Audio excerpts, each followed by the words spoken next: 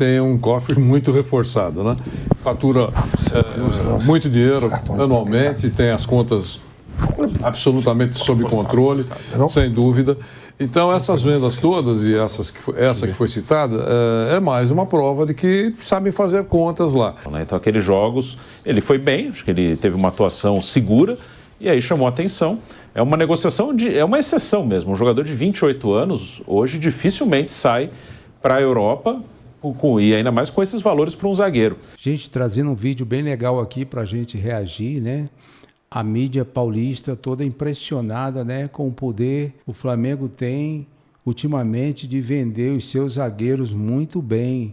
São vendas lucrativas nos últimos anos, né? Vamos reagir a esse vídeo então. O Flamengo acabou repetindo uma operação de sucesso financeiro que teve também nos últimos anos com Pablo Mari e Gustavo Henrique. A proposta considerada internamente no Ninho do Urubu como irrecusável por Fabrício Bruno é de 13 milhões e meio de euros, cerca de 75 milhões de reais pelo zagueiro de 28 anos, podendo chegar a 15 milhões de euros, 83,6 milhões de reais. Como o Flamengo contratou o zagueiro em 2022 por cerca de 17 milhões de reais, sendo 15 milhões e meio pela compra e 1,5 milhão de comissão, o clube vai ter um lucro de pelo menos 58 milhões de reais, até arredondando aqui 60 milhões de reais de lucro aí, né, nessa operação compra e venda do Fabrício Bruno. Pablo Mari foi outro case de sucesso no quesito lucro sem ser com a base.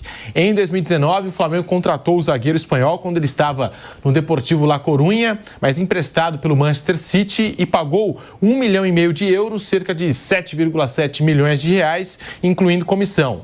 No ano seguinte, negociou o jogador com o Arsenal em uma transação que ao todo rendeu 11 milhões de euros, cerca de 63, quase 64 milhões de reais. Ou seja, o Flamengo lucrou aproximadamente 56 milhões de reais com o Pablo Mari. Outro exemplo recente, só que com uma faixa de lucro menor, foi Gustavo Henrique. Em 2020, o Flamengo contratou o zagueiro sem custos do Santos, porque estava em fim de contrato, ficou livre. O Flamengo só arcou com 1,2 milhão de intermediação, né, que aí paga o staff do jogador, um bônus, enfim, uma bonificação. E em 2022, o vendeu ao Fenerbahçe da Turquia em uma transação que rendeu ao todo 2,6 milhões de euros, cerca de 14 milhões e meio de reais. Assim, o clube lucrou aproximadamente 12 milhões de reais com o Gustavo Henrique. Se considerar os jogadores da base, o Flamengo também vendeu os seguintes zagueiros nos últimos anos. Léo Duarte ao Milan por 45 milhões de reais, Natan para o Bragantino por 26 milhões de reais, Tuller ao Viseu Kobe do Japão por 5,3 milhões e Otávio para o Porto por 2,6 milhões de reais. Está aí os negócios do Flamengo, aqui só envolvendo zagueiros. E citando até alguns nomes que não são da base. Pablo Mari, Fabrício Bruno, ótimo negócio, hein? Ótimo negócio do Flamengo com o Fabrício Bruno, um zagueiro já de 28 anos. É um ótimo negócio pelas circunstâncias, né? O Fabrício Bruno é um zagueiro titular do Flamengo, o Flamengo é um cara que ganhou seu espaço, esteve na seleção e foi bem, acho que foi bem naqueles jogos contra a Inglaterra e Espanha, e claro que isso ajuda muito nessa negociação, porque é uma negociação realmente um pouco diferente do que acontece. O que explica esse valor tão alto pelo Fabrício Bruno, você acha?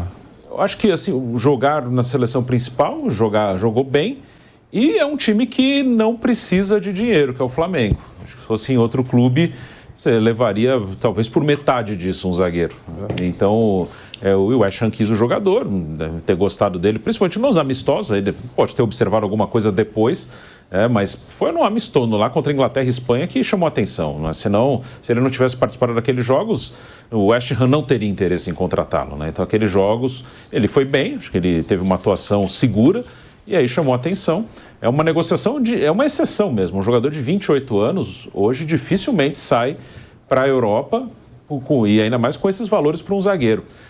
Eu costumo dizer aqui, tem alguns jogadores que se destacaram no Flamengo e no Palmeiras, que são os que têm mais dinheiro, meias e atacantes, Arrascaeta, Bruno Henrique, Gabigol, Dudu, o Rafael Veiga, o Pedro. Esses jogadores estão aqui já há um bom tempo. Eu acho que é pelo fato de esse valor, 15 milhões de euros, se oferecem pelo Arrascaeta ou pelo Gabigol, o Gabigol na boa fase, né? Não venderia, porque são caras muito decisivos. E aí eles só venderiam, sei lá, por 30, mas 30 ninguém vai dar nesses jogadores, já com 27, 26 anos, 25. E por um zagueiro, ok. Então, foi um negócio de exceção, que tem muito a ver com a participação dele na seleção, que ele cumpriu a parte dele. Realmente a venda do Fabrício Bruno foi muito boa, né, cara? Um zagueiro de 28 anos, que já é difícil ir para a Europa, que já é muito difícil ir para a Europa com essa idade, né? Já é um pouco avançada, né?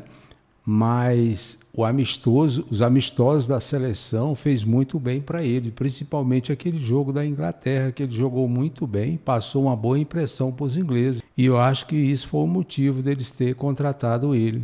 Valeu, até o próximo vídeo.